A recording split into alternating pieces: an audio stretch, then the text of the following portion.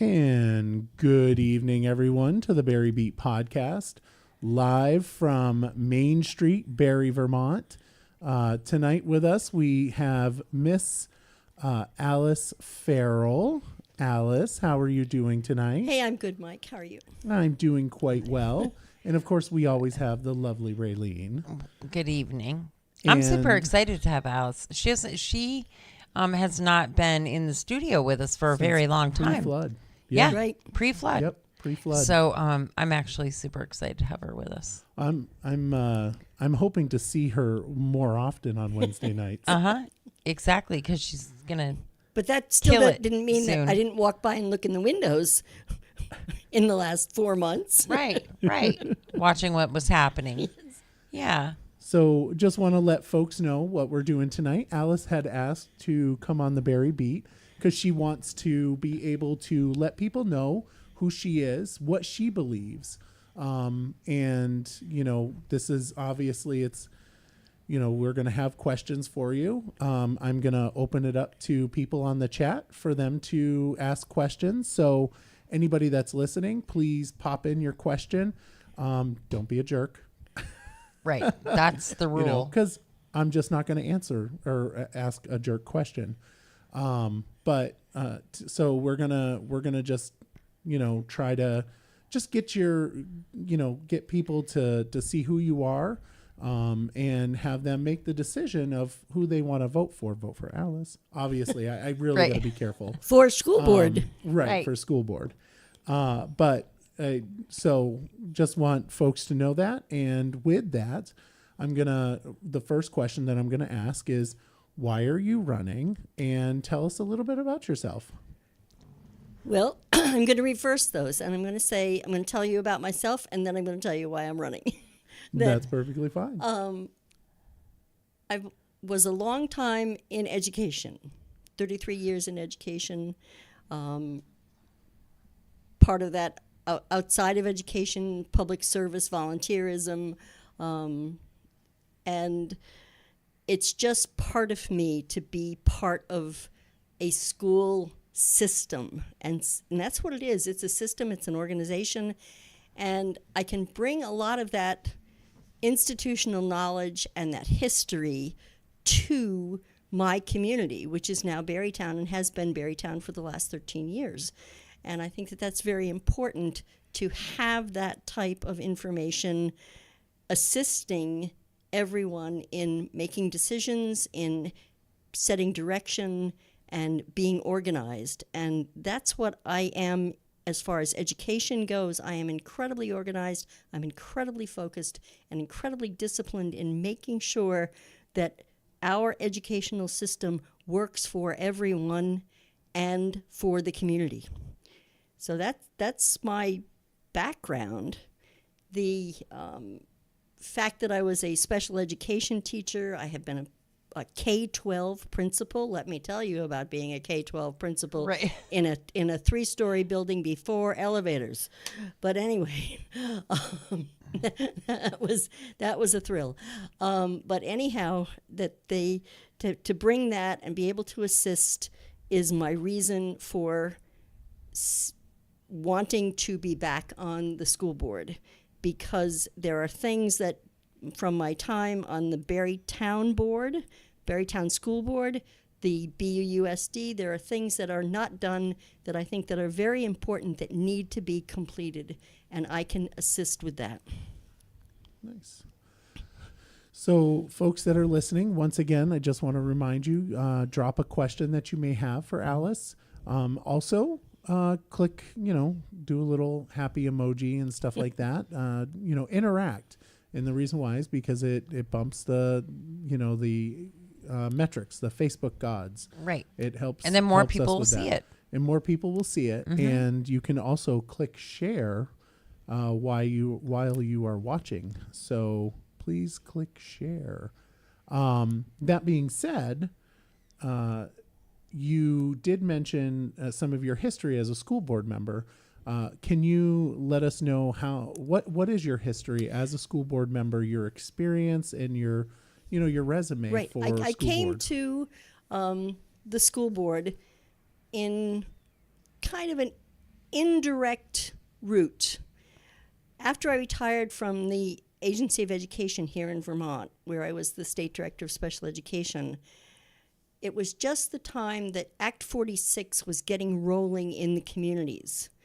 And Mr. Pandolfo, who was then superintendent, had an advertisement that he was looking for people to assist with the Act 46 commission at that time, which all school districts throughout Vermont had to have.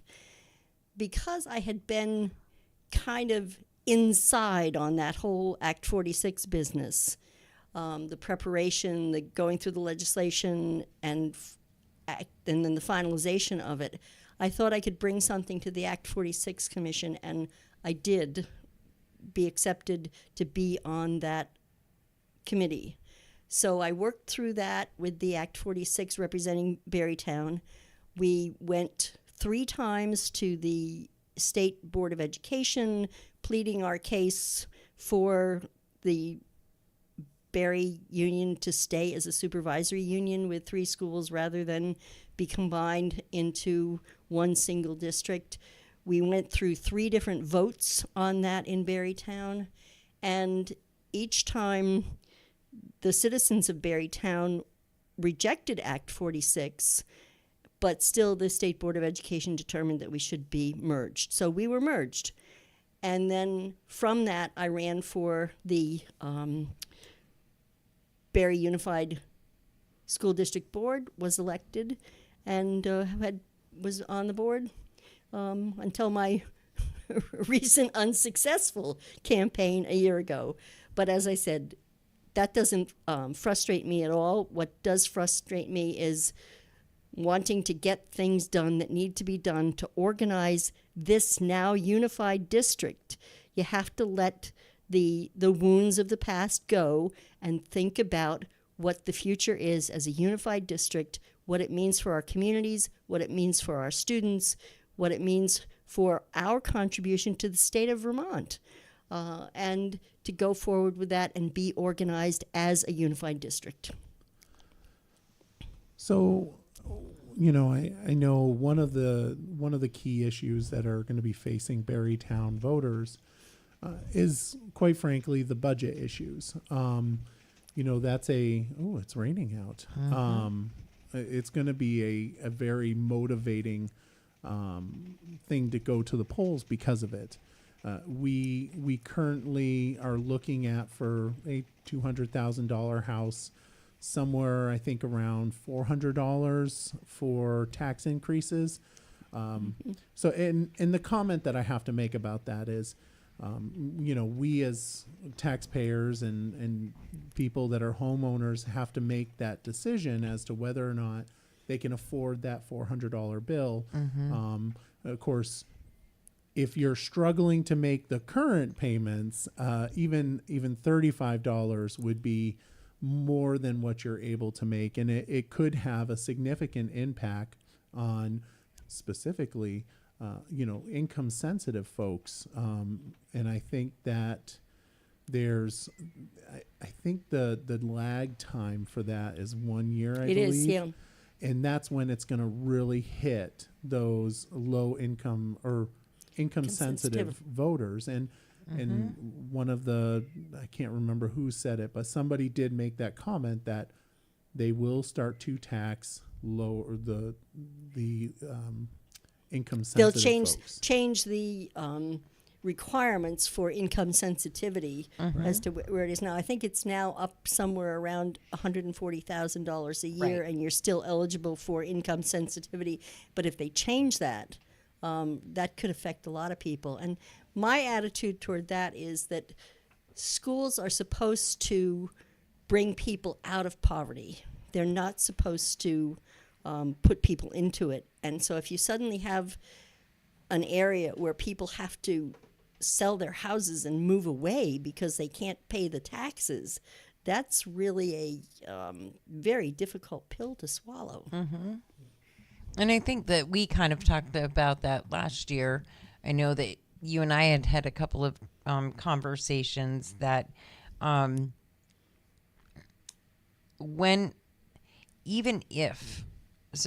if they change the income sensitivity and all all of those things change, it won't change the perception that people have of where we're at right now with Right. what we've got. Right. It's not going to change. That if people believe they are overtaxed, Yeah. that's the perception, and and then they look to see where the overtaxing is coming from. And there are two places: school taxes and town taxes. And that's where folks begin to have some uneasy feelings about what they're being told they have to pay for taxes. Right. With that, one of the things that is a conversation is those increase in costs are to absorb the ESSER fund positions, and I'm just curious what your thoughts are on that right there.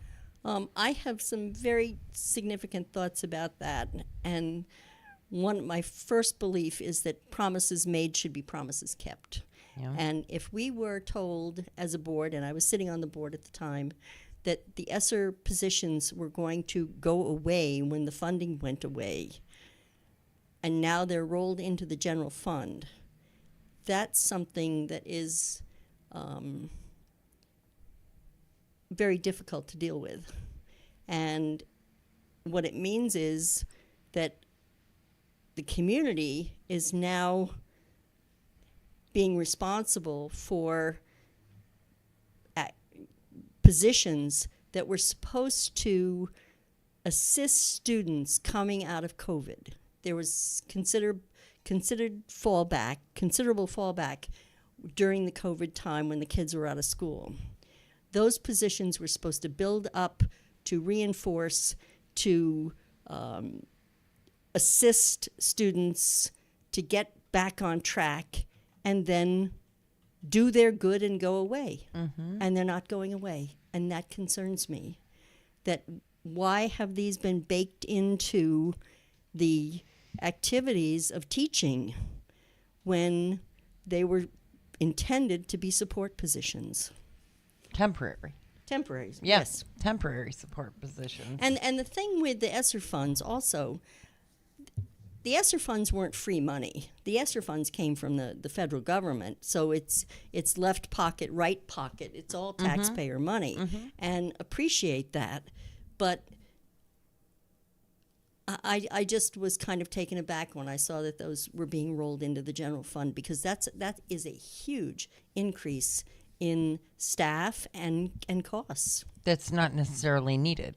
Well, I don't know that it's necessarily needed, but what the situation is, you have to begin to adjust your delivery of instruction so that where you had lots of supports over here from the ESSER funds, you take that support that was done, see how the kids have benefited, and how that can be spread among the staff that we do have. Now, there'll be staff that'll say, oh my God, I can't do mine anymore. I do enough. I do all this. I do that.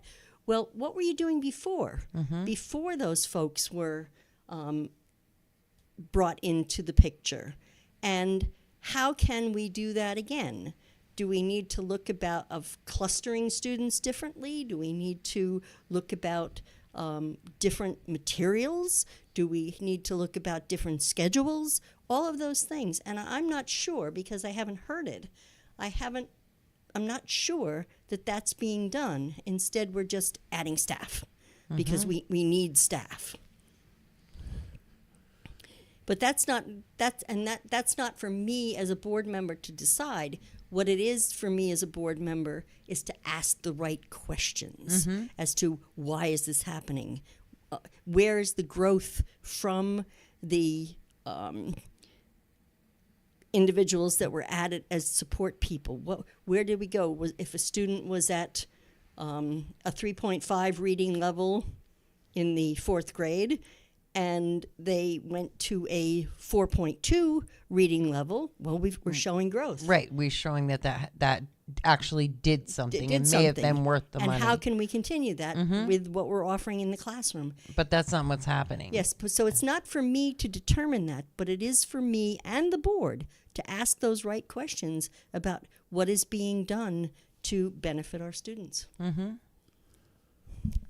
And it's always about questions from the board, because the board needs to make sure, the board as a whole, and I speak of that as the board of a whole, needs to make sure that the school is doing its job of educating students. I'm very determined about that. So one of the thankfully. difficult issues with educating children these days are behavioral problems. And most people in the education field will say that the reason why they're having a difficult time educating children are those behavioral problems. Children with there's certain terms, special needs, right? Well, special needs and just general kids who are not identified, and special needs is has been my field. But the situation is that also what needs to be looked at is schools, to truly benefit, need to develop a culture of learning so that when kids hit the door, when the students hit the door, they know that their job when they walk in there during the day is to learn. And Not be on their phones, not is- playing, not doing this and and that. this is what's to be expected. You come to your classroom, you respect your peers, you respect your teachers, and build that culture, that community of learning. And instead of sorting and sifting students by their particular needs, have everybody aware of the fact that this is where you come to learn. This is your job. This is what we're doing, and build that. And that, according to a very telling study that was done, and I'm not one for quoting studies, but I like this one, in Australia, and it was done over 40 years. So it's not like it was something that they just made up yesterday. Is that is the most important piece of any school function, is to build that culture of learning, that culture of community, and have the kids know that this is what we do here. And very clear. And that really impels students towards success. And so the success in its own right, again, to go back, if you have a student who's struggling with reading and they master something in reading, that success is going to move them forward to other move things. them forward so Yeah. that they're not frustrated. And it could be little steps. It's not big, huge things, but little steps, so that the success in and of itself emboldens them to move on and not think about pinching their neighbor or yelling at a teacher or something like that, because they are experiencing success in the culture of learning. And I'm really adamant about that. So, behaviorals, I know that they're certainly, last year we brought forth, it was a combined effort between Terry and I to bring forth a behavioral ad hoc committee, which was well thought out. I actually sought out Sarah Pregent's help on that particular ad hoc committee, and Terry and I presented it to the board, and it failed. Were you able to watch that? Yeah, I or followed that. You yeah. followed that? Just asking what your opinions are about that. Well, you got to have the data.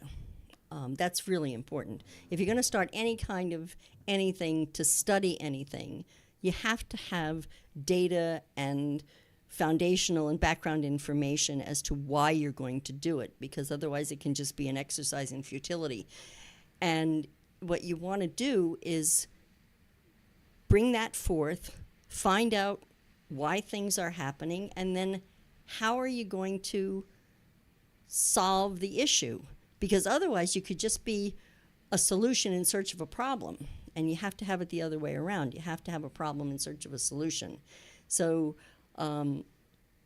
look at that. If that's what the plan was for your behavioral committee, to bring that forth, who are you going to bring in as your consultants? I know you hate the word consultants, Michael, but I do. there are people out there who, when they look at strings of data, when they look at information, can give a board or a school system some really exacting information about what's happening, why it's happening, and how you can solve it.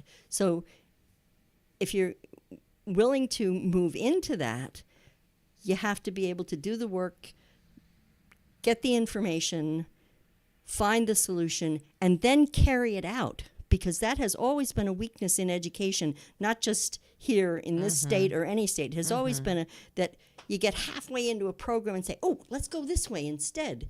Well, finish what you started. See it through, see how it's working, and then go back and make your adjustments rather than abandoning it. So if that's going to be your behavioral committee and your behavioral observations, then I would say go for it, and I would be in favor of that. But make sure that the plan, the foundation, the mission, the vision, all of that stuff that they talk about, the textbook stuff that they talk about, is in place.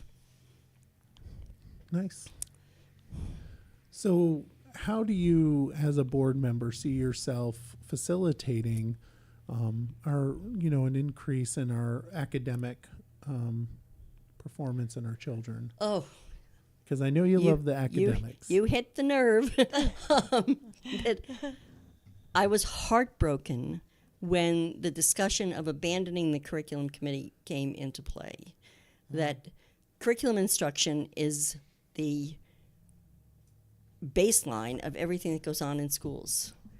And there are some very specific things that committee can do to talk with administration, to talk with teachers even, talk with parents and families, to see how our school can best move along the students, all students, students with special needs, the middle ground group, the high flyers. And I think they need to have a calendar, they need to have objectives, they need to have goals, and go to it. Grab it with both hands and keep going. Because something that has continually concerned me is that I keep hearing, well, we're 5 years out, we're 3 years out, we're 2 years out on this particular issue. Why not tomorrow out? Yeah, Right, well, yeah. well, that. But what always impressed me is, all right, if we're 5 years out on a reading program, there are students that, when you're starting that program, if they're in the 5th grade, by the time you get the reading program organized, they're going to be in the 10th grade. Mm-hmm. Every year that is wasted on a student is 3 years. That it takes 3 years to make it up. Mm-hmm. And That's put pretty your incredible. shoulder to the wheel and let's do it. And the idea of saying, well, we have to reteach the teachers. Teachers are pretty smart. Yeah. Teachers have a good, solid background. And if you say we're going to adjust, for example, our reading program, going to go from a whole language program to a phonics base or a mixed use language base, literary, phonics, the whole thing, teachers catch on fast. Mm-hmm. They're good people. I know them, not just here, but all over. And they can do that. So the idea that we need to spend a whole lot of time coaching and teaching teachers, let teachers do it. Right, let them do their job. Yeah, and they'll be fine. But I really worry about these extended time limits as to whether or not they're really doing any good when kids are living in a world right now that moves so quickly that they can't afford to be waiting 5 years to get the reading program organized. Is that kind of where things are with even I hear this talked about a lot, Common Core. Well, Common Core has kind of, yeah. Is that kind of going away? Yeah, Common Core was an interesting phenomenon that, strangely enough, not to get into too much of it, but the gentleman who is the immediate past president of the College Board, which is the SATs, he was sort of this academic genius who created this whole thing and sold it to the Governors Association, and the Governors Association said, oh, wow, yeah, right, we can have everybody in the United States learning the same thing at the same time, and it just did not work. It didn't work out. Right. Right. So I think to talk about that, it boils down to local control or federal and state control, and I'm just gonna state this: I'm a firm believer that local control is the way to go, and I'm gonna ask you what your thoughts. Should we have more local control or more state and federal? well, communities know best. Communities know who they are, what they need to know, where they're going, and if that is local control within communities, then that's what needs to be done. Because that has always been the path of education in the United States is local control. So maybe you didn't, going all the way back, John Adams, that far back, maybe you didn't learn the same thing in Quincy, Massachusetts that you learned in Falmouth, but you learned. And that's what was important for the time, and it's still important for the time here, is that you shouldn't be foisting things on communities, and I take this from the federal government level, is it shouldn't be foisting things on communities that they really don't need. Students need to know how to read, write, and compute. And that's really important. And then you do all the application of it. Why do they need to read, write, and compute? Where will it take them? Into the workforce, into post-secondary, into the military, to the moon, wherever it might be. But you need to concentrate on making sure that kids have basic skills and then what is applicable to the local community. Folks, just want to remind you, you can ask questions. Please do so in the chat so that I can read them off to Alice. We haven't had any questions yet. No, and we have a lot of people tuned in. We have a lot of people tuned in. And so I'm really surprised that we have gotten no questions at all yet, because this is, it's a tough subject, not just because of the budget, but because a lot of parents feel as though their kids aren't getting the education that they need right now for the kind of money that's being spent. So I'm super surprised that we're not hearing more. Yeah. Well, maybe they'll think about it. Yeah. And they can. I have a Facebook page, and I have a Gmail account, which is Alice S. Farrell for Berrytown at gmail.com. And anybody who has a question, send it in. I'll answer. And I firmly believe that any question is a good question, and I'll answer it legitimately. Mm-hmm. So, regarding your Facebook page, I do see that that's the one that you're on a tractor, correct? Oh, yes. It's not a tractor. It's a gator. Yeah. It's a gator. And I just posted the Facebook page for you so that people can find that. Click on it. Not right now because you're watching the Barre Beat. Right. But afterwards, click on it and share Alice's page and ask her questions there. Yep. And she will gladly answer those questions. Generally speaking, asking questions after Barre Beat has aired live, it gets a little difficult to get those questions answered. So certainly a better tact is to go to her page and ask her those questions.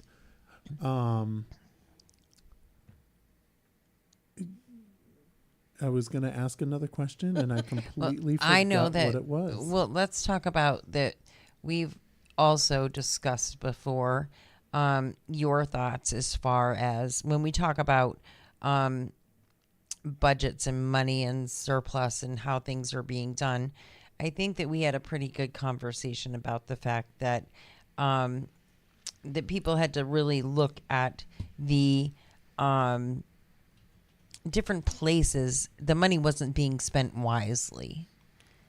And so to really look at, because we got into a huge discussion about somebody that said their math book was Oh, yes. da da da da da da da old, and so I just heard that same comment the other day was, why when this math book was, why is there a surplus, or why is the budget this much when my kid still has this, and we've talked about that before, right. That it is a matter of each department spending their money like they should spend it instead of holding on to it, having the money to spend and spending it wisely. And let me assure you that I have been told that the calculus books that were 20 years old with missing pages and broken bindings and the names of parents who use those math books of current students, they have been replaced. Yeah.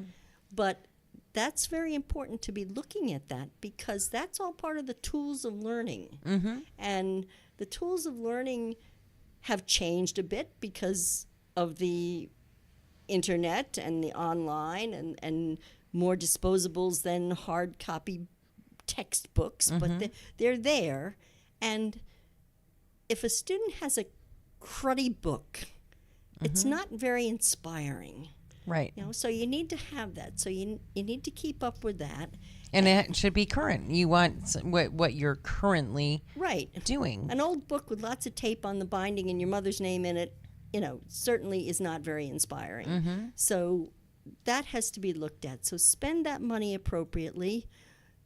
Make sure, this is the other thing that has been reported over the years to various board members, is that there are teachers whose rooms never get warm during the winter. And they and the kids are cold in the room. And so why is that? We're facilities management. Make sure people are comfortable in this culture of learning. And that includes being warm when the temperature outside is 10 below. So, all of that. And so getting the job done, being observant of what's going on, good management. And management is the responsibility of central administration. And central administration has to be watching the shop and making sure that those reports are being responded to, that the questions of supplies, materials, facilities management, budgeting, all of that is done appropriately. Right. And It's done literally right. every piece that affects the And education. And every penny should go into making sure that students are learning and getting what they need. That's the bottom line. And again, all students.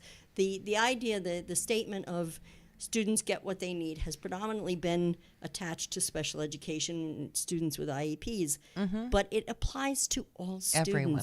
Everybody needs to get what they need. We don't want kids sitting out in the hallway doing ditto sheets because they're ahead of the game and they finished their work. Right, and they have nothing else to do. Right. No, we want that. So that's no more ditto sheets. Even though a lot of people can't appreciate this, but the ditto sheet, I don't know if you guys ever got them, but then the material that they used to print those blue ditto sheets was an alcohol based, and everybody in the room would be sniffing the page. And I remember the kids just going, ooh, and they're sniffing the ditto sheets. Oh my goodness. I don't even know what they are. No, I don't either. Oh, I didn't want to say it. They were horrible. But they were the next step up from carbon paper. Okay. And you'd do one sheet of whatever it was that you were doing. Uh-huh. And then you'd stick it onto this drum with a handle, and it was an alcohol-based ink in there, and you literally turn the handle, and 30 sheets would slide through and be printed from what you wrote on the original, On the one sheet. on the one master copy.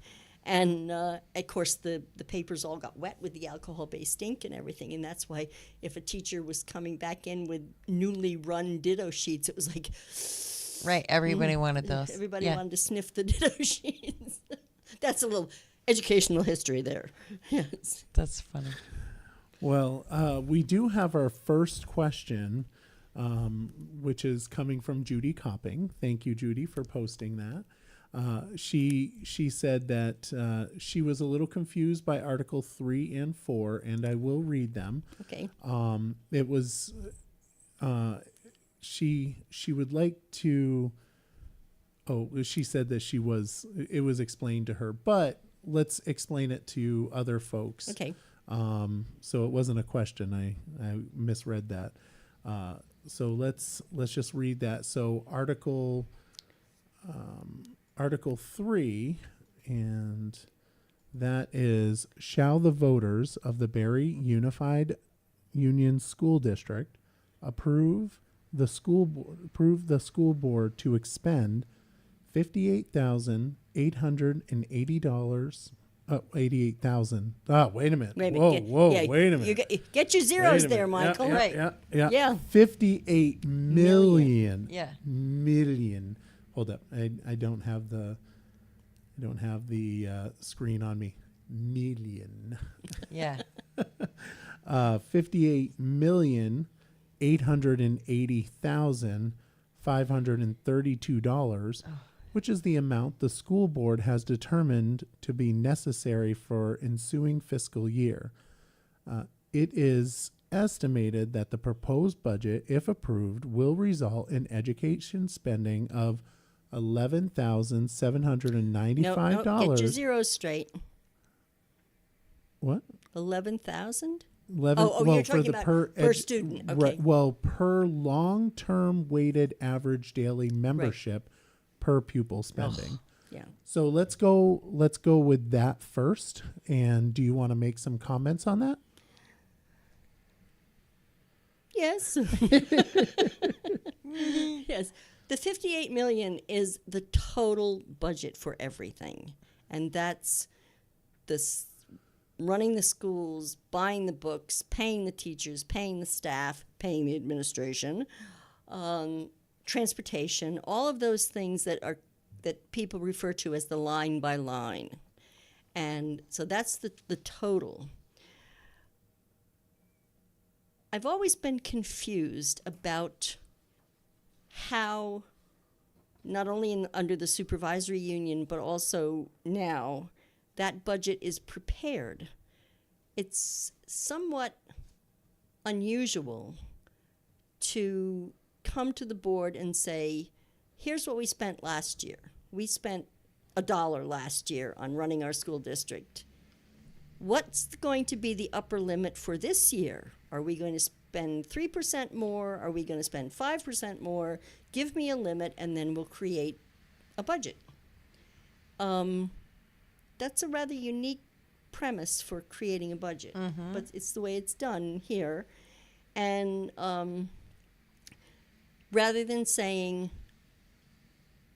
to the administration, to each school principal, what do you need for your school? What do you directors need for your departments?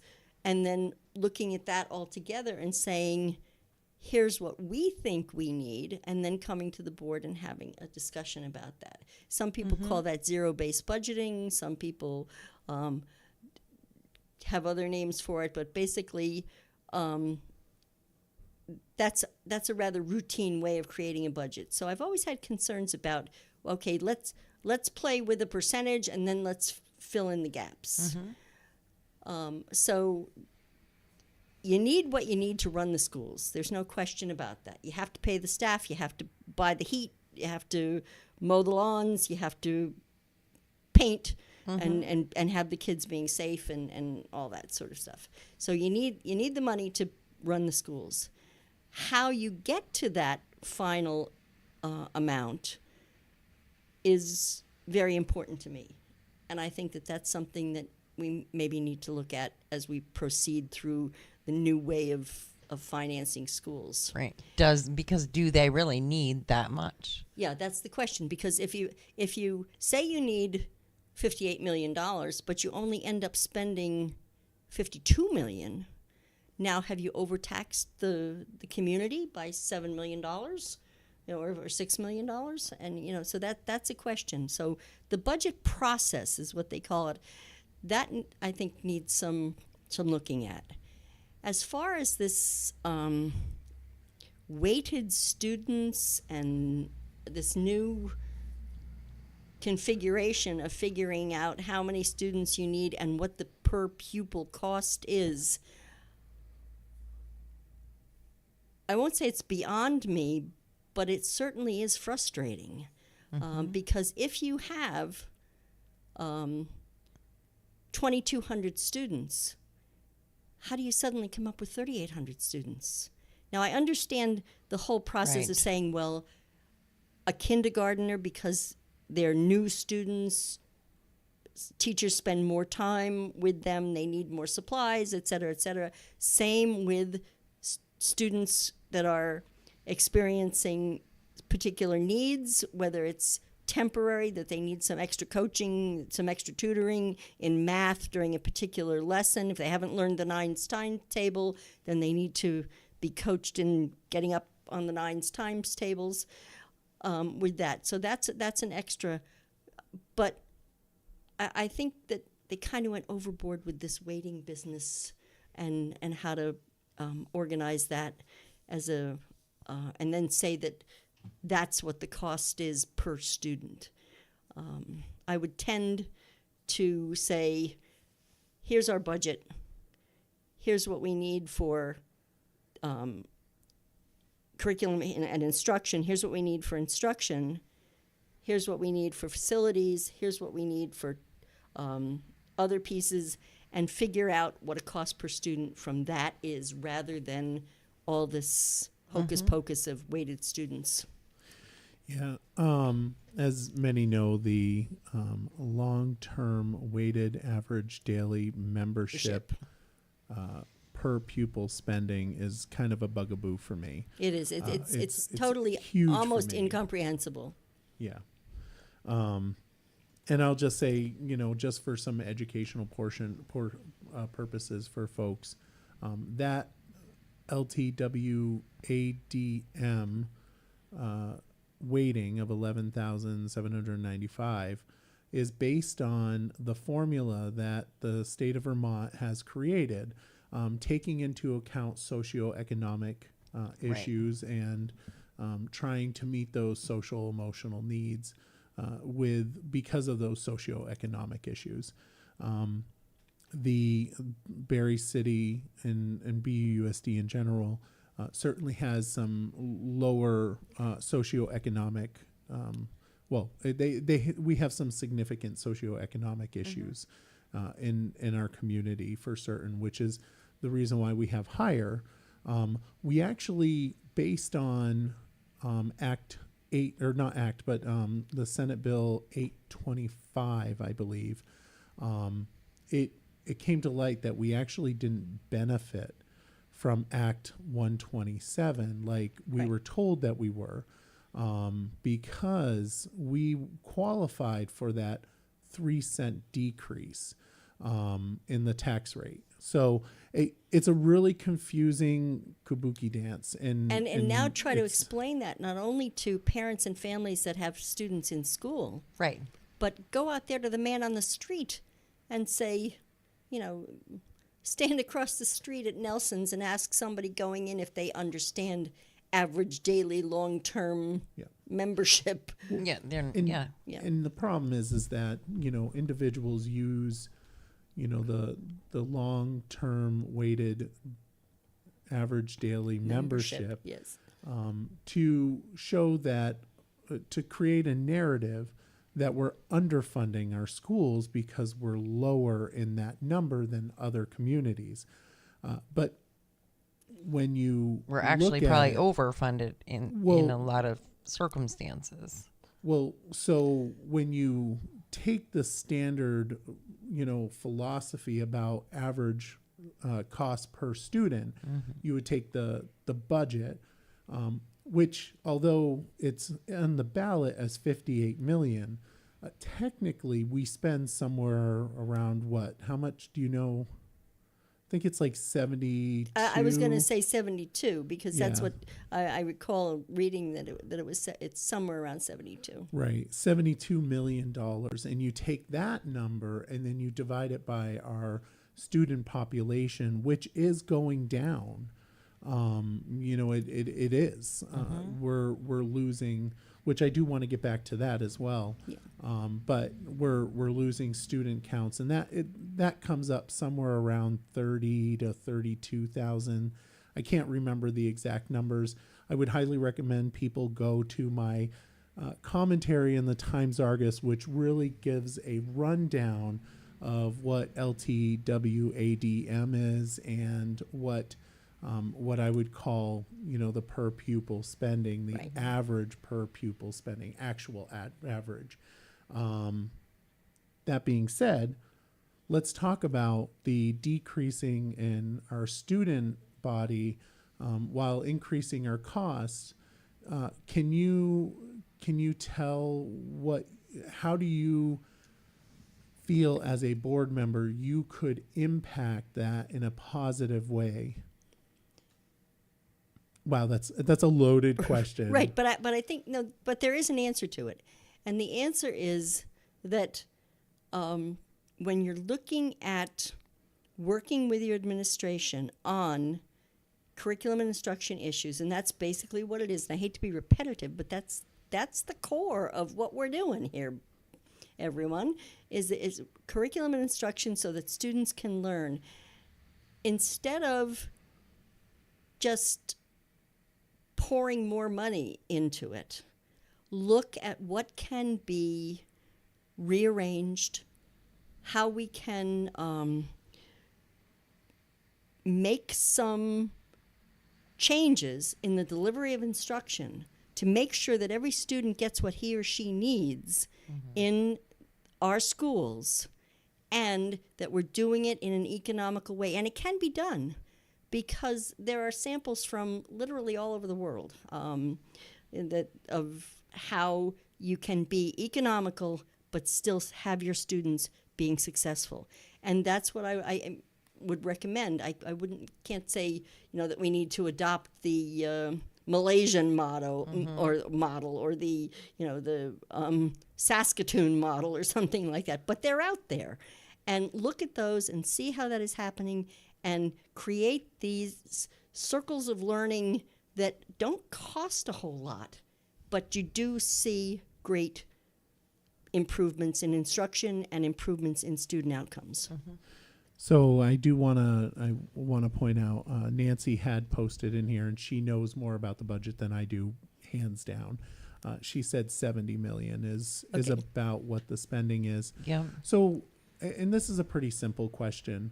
A lot of districts have those I call them the dark money, because you don't see them, and I know I upset a lot of people about that, but I mean, you don't see them, so it's kind of like dark money that's going into our school system. In other communities, they actually report that and put it into their budget.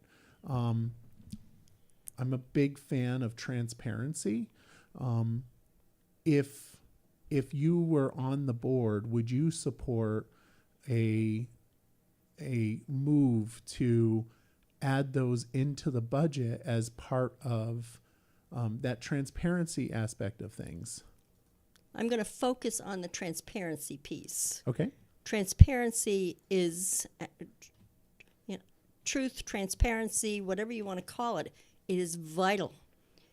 The expectation of any board and any quasi-governmental operation, which is what schools are, is to be fully transparent, fully truthful. Nothing hidden, nothing under the table, no dark money. If it's there, put it out there. Let the communities know depend upon the community as an understanding and viable partner in education. And that's extremely important, because as soon as you start hiding stuff, you lose your community support.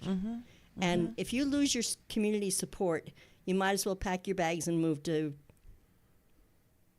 Timbuktu. Right. So, you know, I was going to say Tennessee, but I already lived in Tennessee for a little while, so I wouldn't want to go back there. Right. But anyway, well, welcome to Vermont, anyone from Tennessee. But anyhow, but the situation is that's the way it is. You have to be fully transparent at the board level, at the administrative level, at the building level. Fully transparent.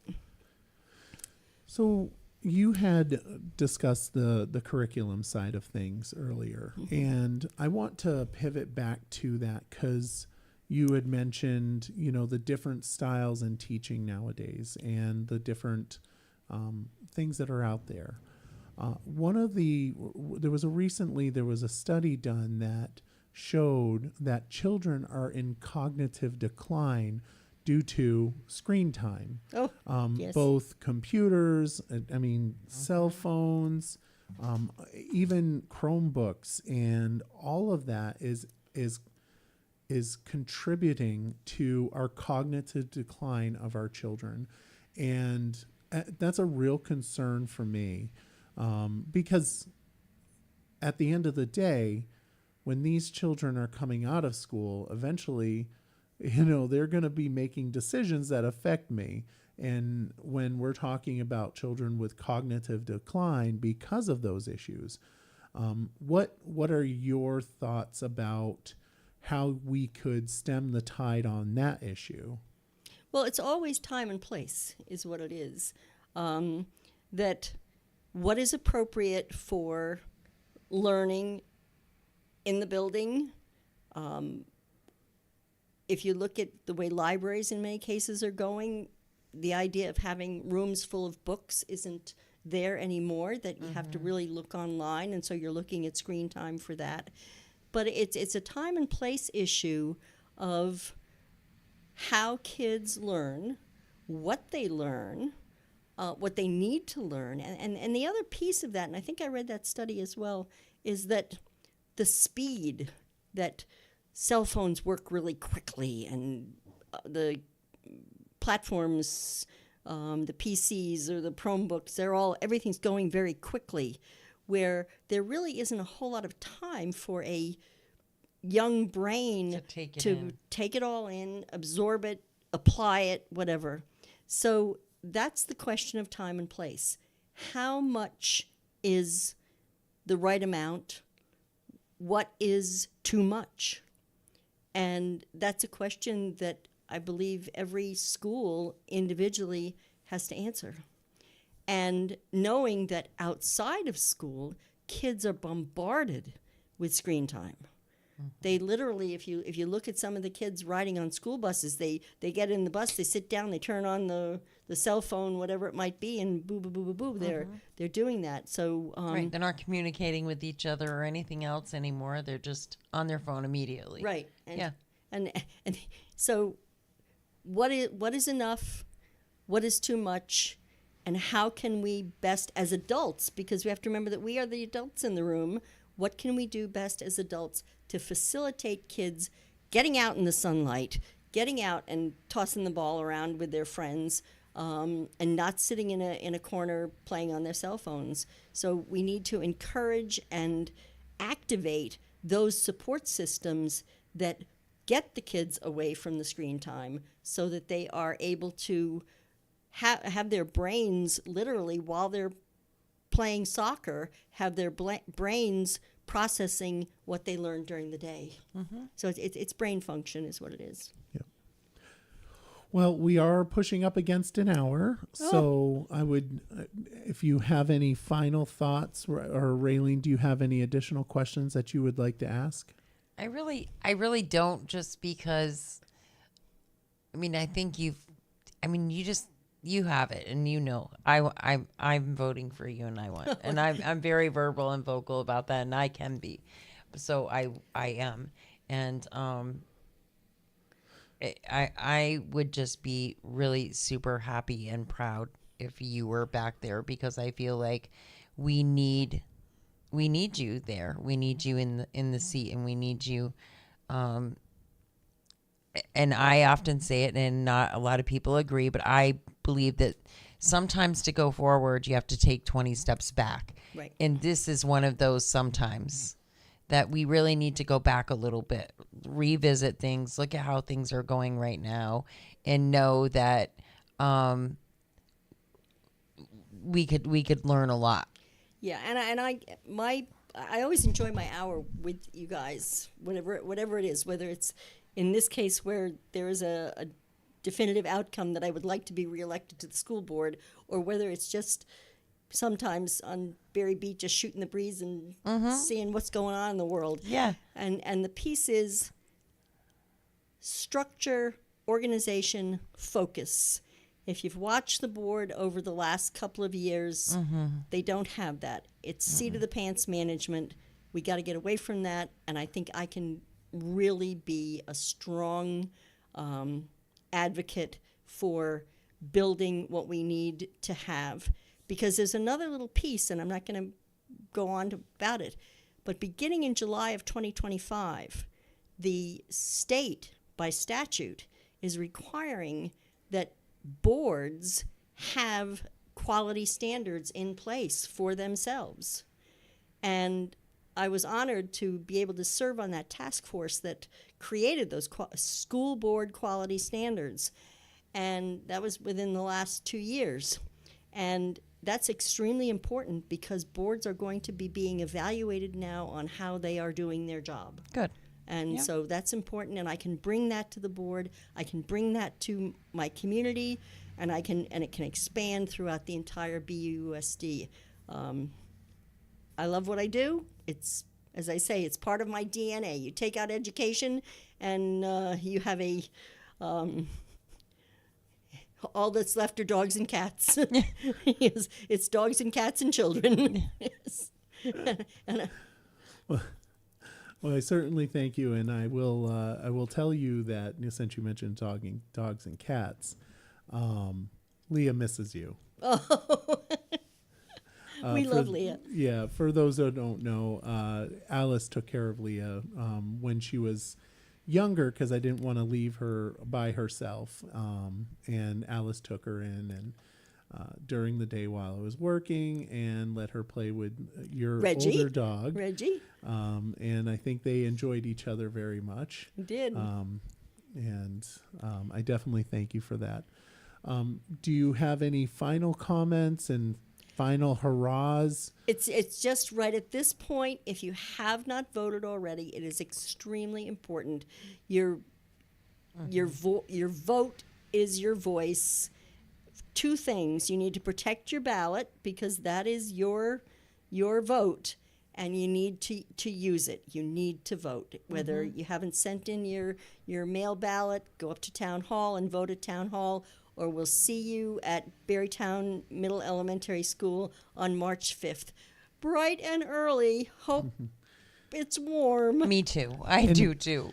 And it's I will say it's really important at this moment. Do not mail your ballots in. Right. And It's past that. people will bring them in for you. I mean, I'm sure if you want to Right. get If your you need a ballot ride in, to the Right. polls, And if you- whatever. you can bring it. But if you have a friend that you know that you trust, they can bring it to the polls as well, or they could drop it in. I'm assuming that There are Barry- drop boxes at town hall. So there's that opportunity. But if you mail it in, there's a high chance at this moment that it won't make it for the voting day. Right. So definitely bring it in.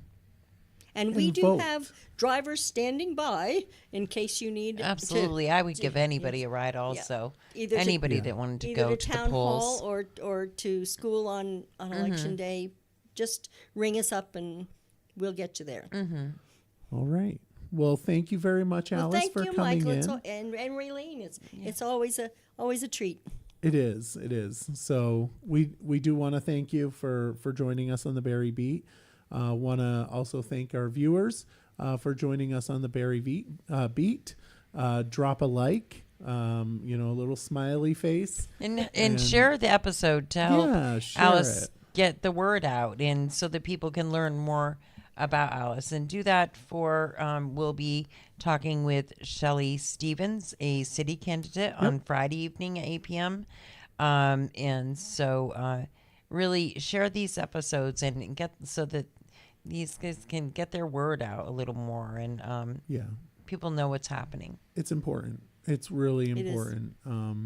Be knowledgeable about candidates. Know who support local control. Who, people that are not people that are just going to roll over and accept whatever it is. People that are going to fight hard for our children, fight hard for our taxpayers.